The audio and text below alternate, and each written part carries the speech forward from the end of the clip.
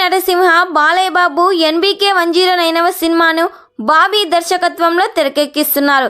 ఈ సినిమాను 1950 బ్యాక్ డ్రాప్లో ఈ సినిమా నడుస్తుంది.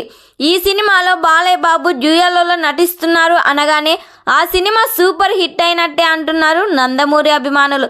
మొదటి పాత్ర రెగ్యులర్ కమర్షియల్ జానర్లోనే, రెండో పాత్ర చాలా కొత్తగా పొలిటికల్ నేపథ్యంలో ఉంటుందంట. సినిమాలో సెకండ్ హాఫ్లో అదిరిపోయే పొలిటికల్ ట్విస్టులు ఉంటాయని సమాచారం వినిపిస్తుంది. ఈ సినిమా రిలీజ్ డేట్ కూడా బయటకు వచ్చింది. ఈ సినిమా స్పీడ్గా షూటింగ్ పూర్తి చేసి వచ్చే ఎన్నికలకు ముందే రిలీజ్ చేయాలని ప్లాన్ చేస్తున్నారు.